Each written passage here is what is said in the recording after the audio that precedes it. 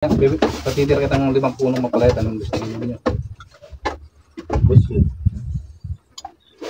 Ano eh. Nasanay kasi si Makmak na sustentado eh. Kaya hindi niya alam yung gulay eh. Baka spy ka ng China. Hindi nga kayong bahay kubo. Hindi nakakantay bahay kubo. Para yung ano eh. Kaya panigang na eh. Dapat kinunta niya. Hindi niya makaya kanta yung bahay kubo. Yung leron-leron sa ano. Ha? Naman nila.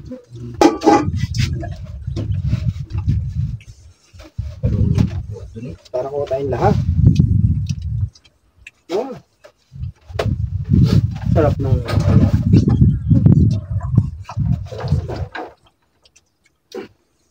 Sabihan din din, kumain ka ng gulay para malakas ang iyong katawan. Ganyan ka dyan kumain ka ng gulay para malakas katawan.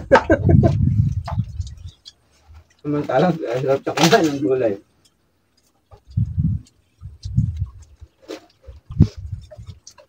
Karami na sa bata ngayon, gano'n. Yung mga gulay na. At hindi, yung inaanak ko, hindi kumakain ng kanin. Hanggang ngayon pala, hindi kumakain. Binyata na nga. Okay na lang. Si Ramil. Ramil. Butot na rin. Yung kanin. Ganun. Hindi, budot pa yun. Ano na yan? Budot na yun. Ano kung tatagi to? Ay, matangkad na payat. Thank you. Hindi naman matututong mag-ano. Talagang hindi kumakain ng kanin. Hindi na kinakain no? Ulam. Ulam. Ulam. Nabubusog na sana. Pinis. Pansit-chanton.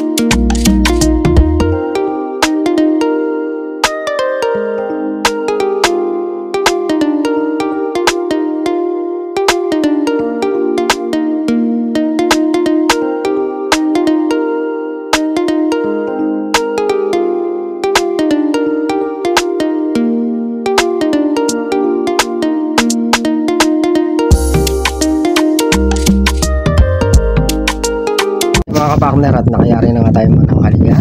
Oras natin na 11:42. Start na tayo sa trabaho.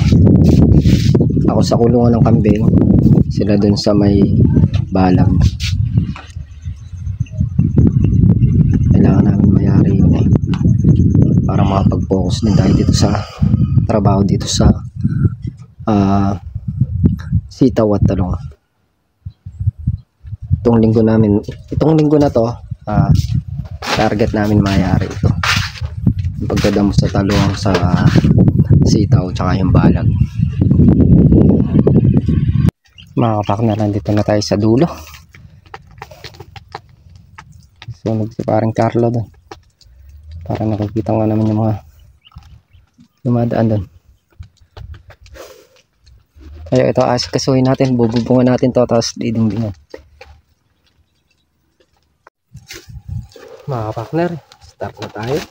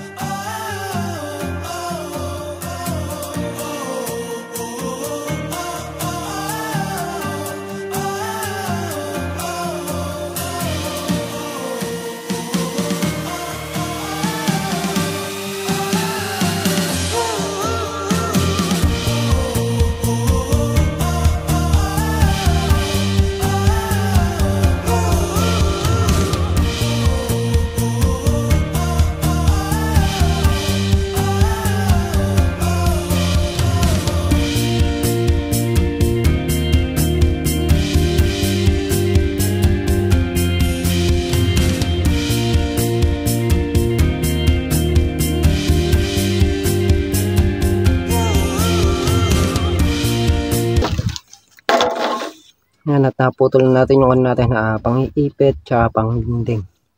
Kakalasin na lang natin. Tsaka bibiyakin mga kapakner. Mga kapakner, start na tayo mag kalis.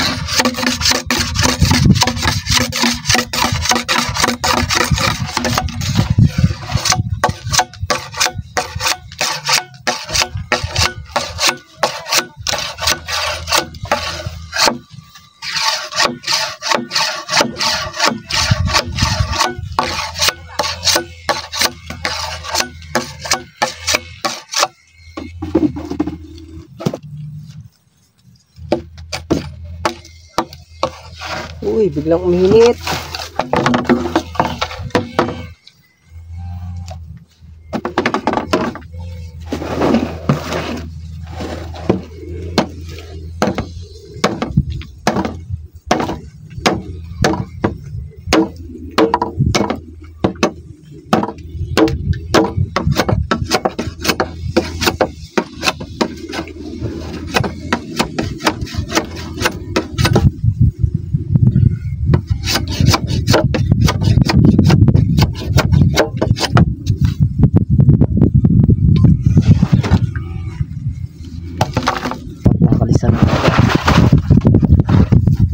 Bibiyak na ako para magsimula na tayo mga pagdingding. Unahin natin yung dingding mamaya na yung pagdubong. Gawa ng medyo mainit pa.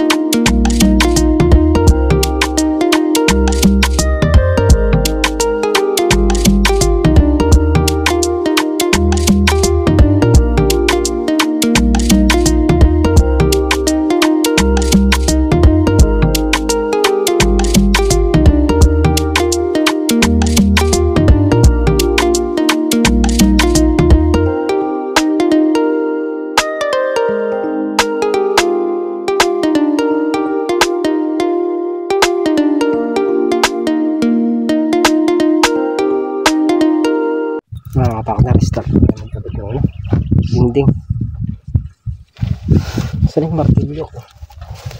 Martilyo pala nila.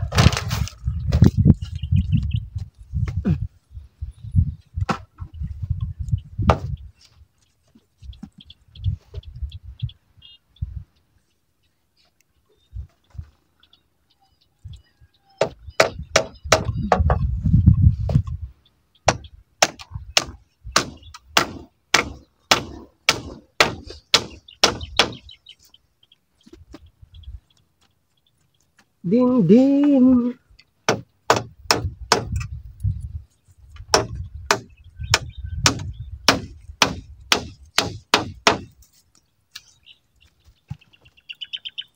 Buo na yung nilagay natin dito para kahit ano yung kambing hindi masira.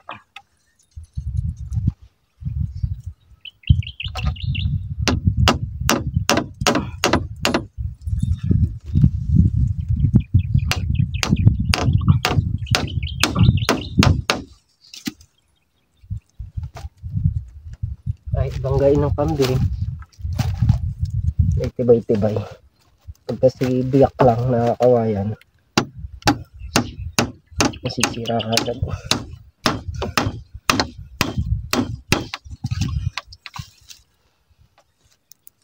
Huwag mo sanang isipin ikaw ay aking sanang di ko magagawa.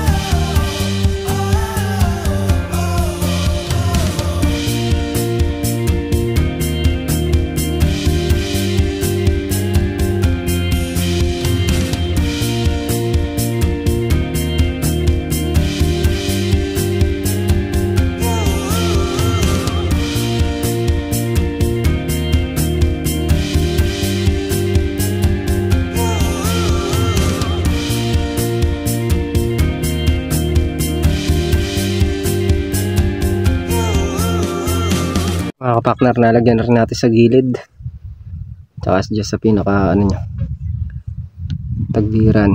Doon naman tayo sa likuran. Bali ganyan muna magiging yari nyan, tapos tsaka na lang siguro lalagyan ng goma pag meron na. Ang importante lang naman may makulungan sila. Doon na tayo nyan sa likuran, maglalagay ng mga pamakuan.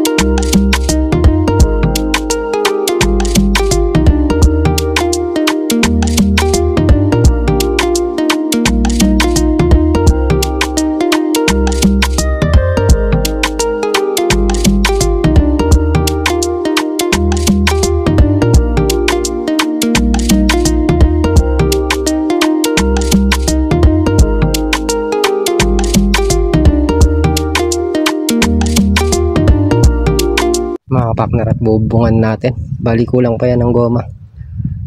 Dahil lang natin bubungan to pagka nakabili ng goma si Katrops, tsaka lang natin dadagdagan yan.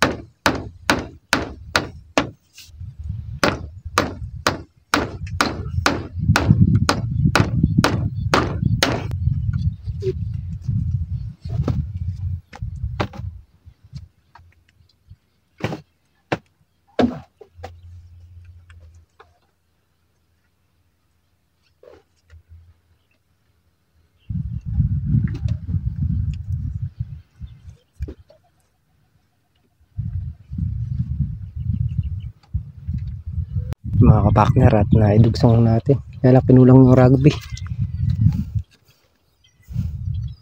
Walang rugby sa gawing gitna yan, kaya nakabukol. Tapos nahirapan pa tayong hilahin. Kung anong sa taas tayo nagdugsong. Iipitan ko na lang ng mga kawayan. Importante lang naman ay hindi mabasa yung kambing. Mga kapakner, ipipix ko na yung goma.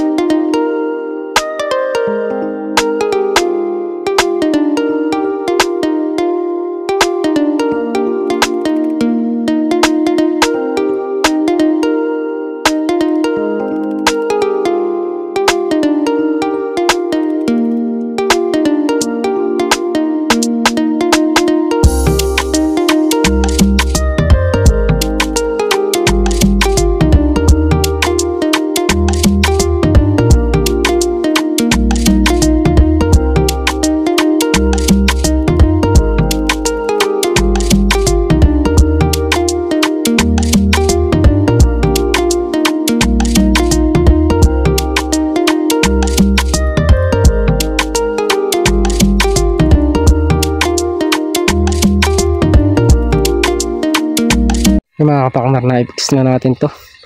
Yun dun, hindi pa natin pwedeng i-fix, gawa ng dudugsungan pa yan. Yung tatlong palatpat lang muna yung pinix natin. Tapos yung sa kabila, i-fix ko na rin. Yung mga kapakner, at yan nga yung kulungan ng kambing.